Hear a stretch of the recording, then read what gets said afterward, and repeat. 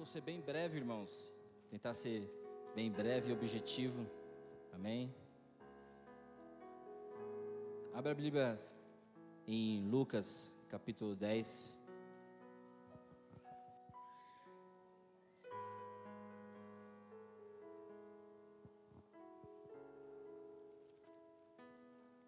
Não existe coincidência, irmãos, na casa do Senhor, nem quando Ele coloca uma palavra no coração de algum filho ou filha dele para poder ser ministrado. Amém? O pastor Caê falou de oração, e Deus tem falado comigo durante esses dias, e tem feito algumas perguntas para mim, irmãos, acerca de oração. E justamente o pastor Cauê falou o ponto-chave de uma das coisas que Deus falou ao meu coração. As tuas orações têm sido ouvidas? Vocês já pararam para pensar que muitas vezes nós oramos e por algum motivo aquele propósito que nós oramos não nos é atendido? Será que o Senhor não está ouvindo a nossa oração?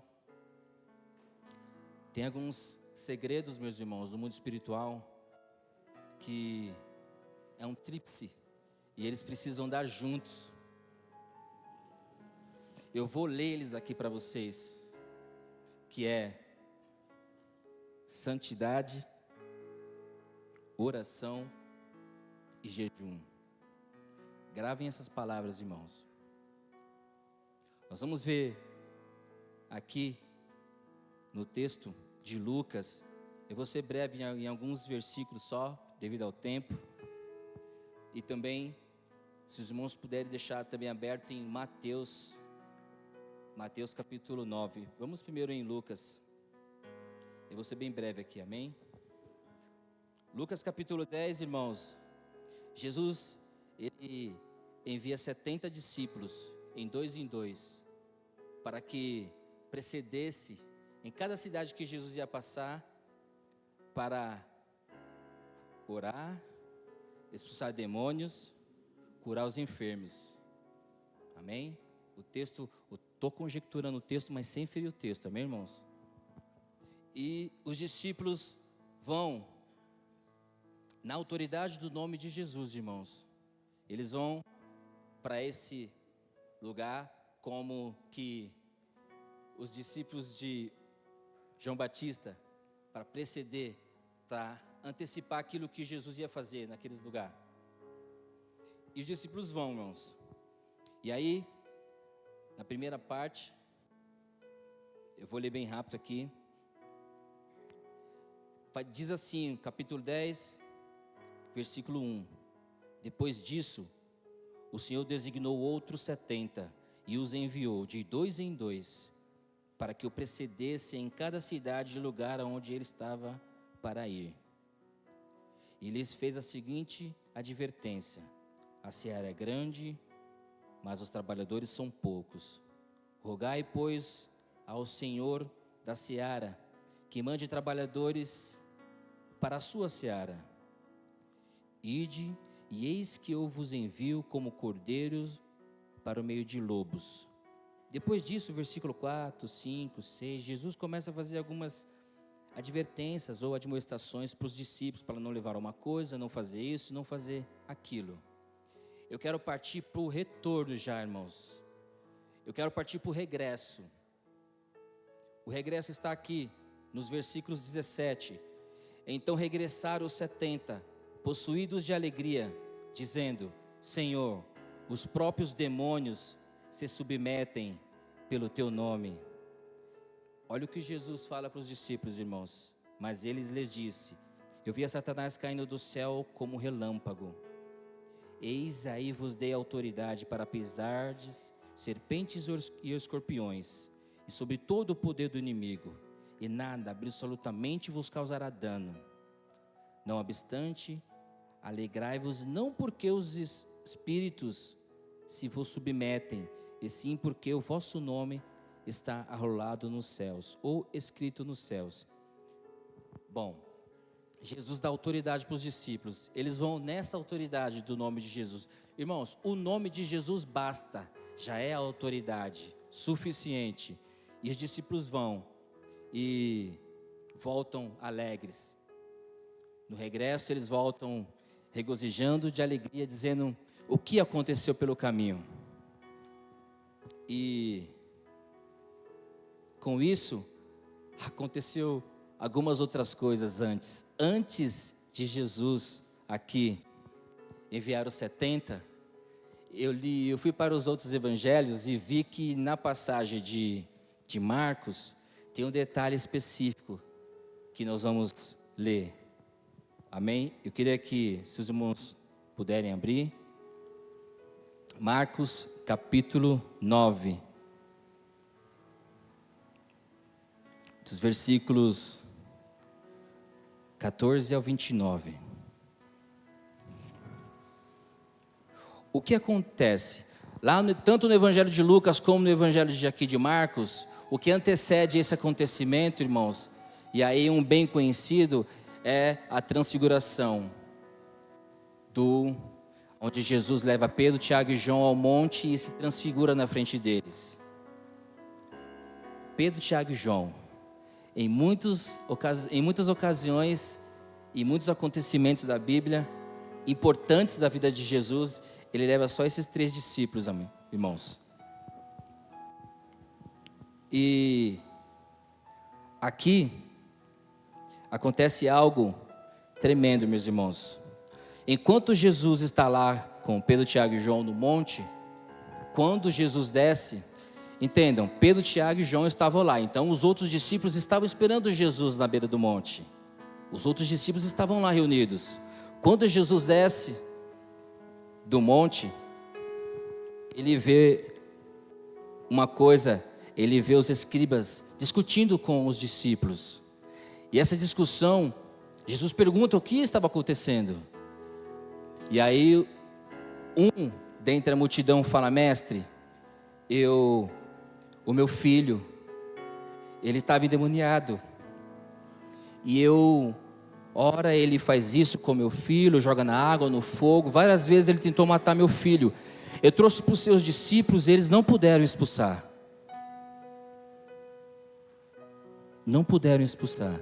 Jesus fica bravo com eles e fala: até quando estarei convosco? Né? Jesus chama a atenção dos discípulos. E aí, irmãos, acontece, vamos lá, vamos ler para a gente poder entender aqui. Lá, versículos 14. Quando eles se aproximaram dos discípulos, viram numerosa multidão ao redor e que os escribas discutiam com eles. E logo toda a multidão, ao ver Jesus, tomada de surpresa, correu para ele e o saudava. Então ele interpelou, ou perguntou, ou falou para alguém perguntar, não sei como é que está a sua versão. Então ele interpelou os escribas: que é que discutis com eles? E um dentre a multidão respondeu: mestre, trouxe-te o meu filho, possesso por um espírito mudo, e este, onde quer que o apanha, lança-o por terra, e ele espuma, rilha os dentes, e vai definhando. Roguei aos teus discípulos que o expelisse, e eles não puderam. Então Jesus lhes disse: ó geração incrédula, até quando estarei convosco? Até quando vos sofrerei? Trazei-mo. E trouxeram-no. Quando ele viu Jesus, o Espírito imediatamente o agitou com violência, e, caindo ele por terra, revolvia-se espumando. Perguntou Jesus ao pai do menino: há quanto tempo isso lhe sucede? Desde a infância, respondeu, e muitas vezes o tem lançado no fogo e na água para o matar. Mas se tu podes alguma coisa, tem compaixão de nós e ajuda-nos. Olha o que o pai fala para Jesus, irmãos. Se podes fazer alguma coisa, ajuda-nos. A fé desse pai já tinha se esmorecido, porque eles levam para os discípulos não puderam expulsar esse demônio. Então a fé dele já tinha se esmorecido. Quantas enfermidades nós vemos nos nossos dias, quantas enfermidades nós vemos na nossa família, e quantas vezes desesperamos quando não vemos a cura, quantas vezes nós ficamos perplexos de saber que somos filhos do Deus Altíssimo e não vemos a cura. Há certas coisas, meus irmãos, que só vamos entender lá na glória. Enquanto estivermos aqui, nós não vamos entender os mistérios do Senhor. Não todos, nem todos também. Depois disso, meus irmãos, Jesus disse para o Pai: se podes, tudo é possível ao que crê. E imediatamente o pai do menino exclamou com lágrimas: eu creio, ajuda-me na minha falta de fé. Vendo Jesus que a multidão concorria, repreendeu o espírito imundo, dizendo: espírito mudo e surdo, eu te ordeno, sai deste jovem e nunca mais tornes a ele. E ele, clamando, agitando muito, saiu, deixando-o como se estivesse morto, a ponto de muitos dizerem: morreu. Mas Jesus, tomando-o pela mão, o ergueu e ele se levantou. Aqui começa uma coisa que Deus falou ao meu coração, irmãos. Quando os discípulos entram em casa, eles perguntaram para Jesus em particular: por que não podemos expulsar? E aí, irmãos, aqui tem pessoas muito mais mestradas aí. Eu não sou mestrado em nada, mas tem pessoas aqui que, nessa parte aqui, irmãos, entenda, Jesus está falando com os discípulos. Ele pergunta isso para Jesus. E Jesus fala para eles uma coisa interessante. Veja bem. Deixa eu ver qual versículo que é. Aqui, versículo 29. Olha o que Jesus respondeu. Irmãos, há uma interpretação de texto. Jesus fala: esta casta não pode sair senão por meio de oração e jejum. Entendo, irmãos, Jesus já não está mais no ambiente lá do monte. Então ele não diz para os discípulos aquela. Ele diz esta. Aqui está impregnada nos discípulos. Além da interpretação de texto, irmãos, nós vamos entender: os discípulos não oravam. Ô irmão, o que você está falando? Ou não oravam com uma intensidade, vamos dizer assim, grande. Lá em Lucas, quando a gente leu aquela parte, no capítulo 11, um dos discípulos que estava reunidos com Jesus, ele fala para Jesus: ensina-nos a orar. Quais discípulos, irmãos, vai fazer uma pergunta dessa para o Senhor? E quando ele diz essa pergunta, ele pergunta por todos. Ele diz: ensina-nos a orar. E é de lá que nós vemos a oração dominical, no capítulo 11, que Jesus ensina a oração dominical. Foi cantado no louvor aqui. Então, irmãos, ou não oravam muito, ou não oravam quase nada, irmãos. Por quê?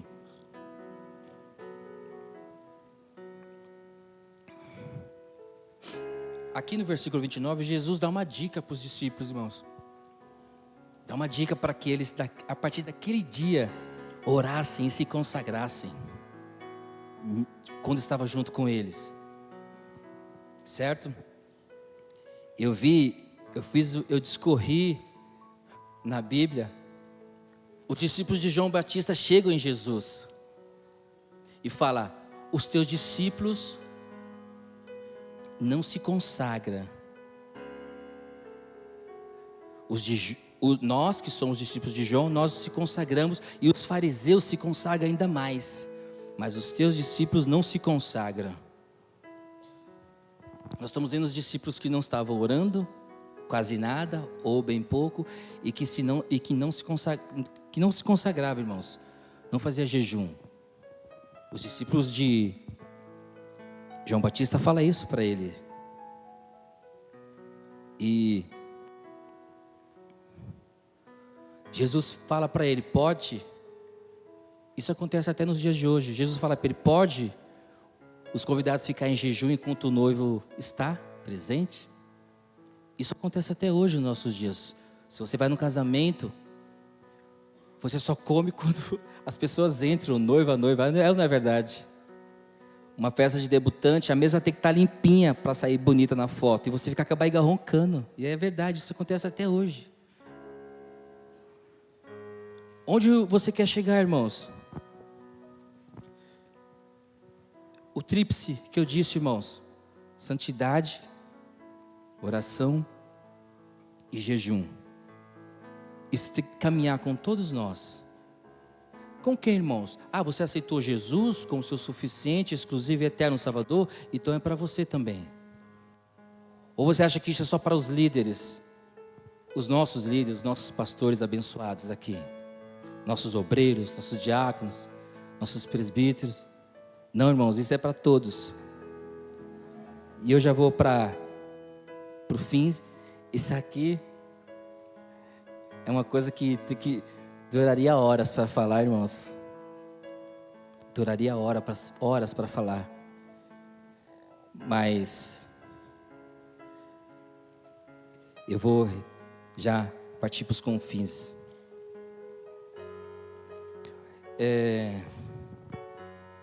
Lembra lá do Getsêmani? Mais uma vez, quem está? Pedro, Tiago, João. Jesus fala para eles, fica aqui, eu vou à parte. Jesus foi orar e vigiai. Quando Jesus vai, ora e volta, os discípulos estão dormindo. Jesus acorda, fala, orai e vigiai. E eles vão e voltam. Ele vai e volta, encontra os discípulos orando. Até que Jesus for, basta, já está vindo aí as pessoas que vão me pegar. E Jesus fala uma coisa para eles. Não puderam orar nem por uma hora. Para os discípulos, irmãos. Não puderam vigiar e orar nem por uma hora. Irmão, é claro que os judeus tinham uma relação com horários diferentes. Talvez nem era uma hora, mas o que Jesus quis dizer é que nem por um período vocês puderam orar e vigiar. Nesse momento tão difícil que eu estou passando. Então, irmãos,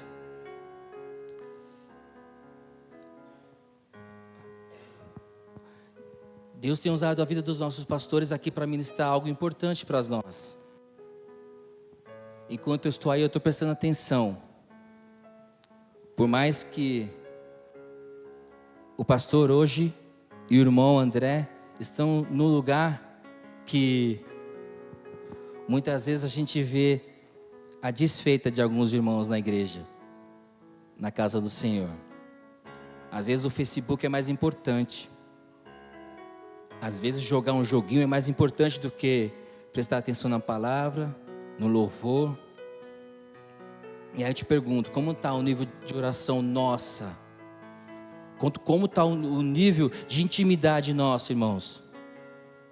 Como está o nosso nível de santidade? Repito, santidade não é só para os pastores, irmãos. Oração e jejum não é só para eles, é para todos.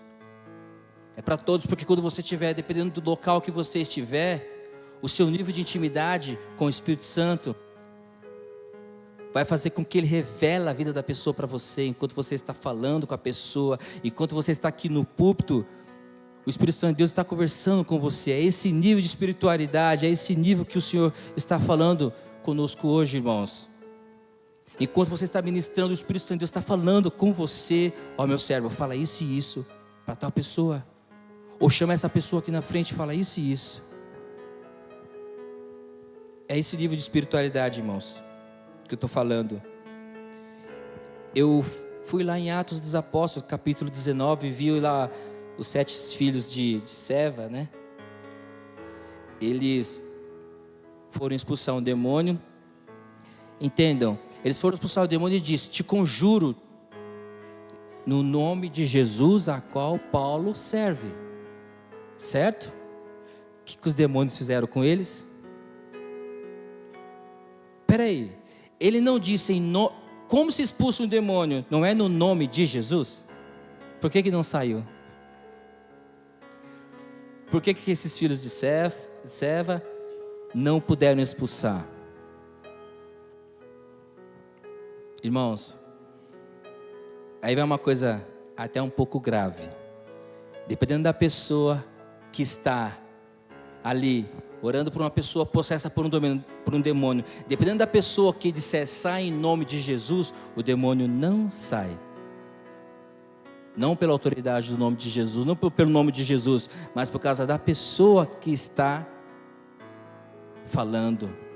Não tem santidade, não tem vida com Deus, comunhão, não tem jejum na sua história de vida, não tem oração, irmãos. O mínimo que nós, servos do Senhor, devemos orar para começar é 1 hora. Com todo carinho eu entendo quando o nosso pastor fala, começa orando 10 minutos, né, pastor? O senhor fala. É claro que quando entra, qualquer pessoa aqui que entra na presença do Senhor, eu tenho certeza que não ora 10 minutos. Mas se queremos ver coisas extraordinárias, irmãos, acontecer, o tríplice tem que acontecer. Precisa ser impregnado na vida, na minha e na sua vida, irmãos. Santidade, oração e jejum. Precisa estar impregnado na vida dos servos do Senhor. Existe, irmãos, uma escala, e existe uma escala no mundo espiritual. Dessa escala, essa escala espiritual é como se fosse uma escada no mundo espiritual, e cada um de nós está em um degrau. E também no mundo espiritual, os demônios nos vê com vestes espirituais. E de acordo com a veste que você está, ele sabe o seu nível espiritual. Aí você sabe se um demônio vai ser expelido ou não quando você disser sai em nome de Jesus. Irmão, isso é um culto de intercessão. O que você está falando? Hoje eu vou descer aqui para receber a oração dos meus pastores, porque Deus já tem começado isso comigo, irmãos. Deus falou com o nosso pastor aqui acerca de uma coisa: a adoração te expõe. Não foi, pastor?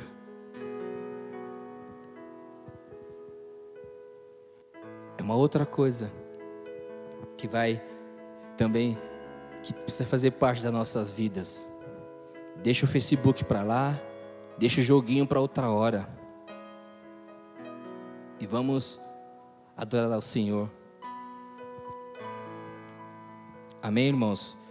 Isso aqui daria uma pregação para muitas horas, mas é só uma pincelada do que Deus falou comigo e pediu para que eu falasse para os irmãos.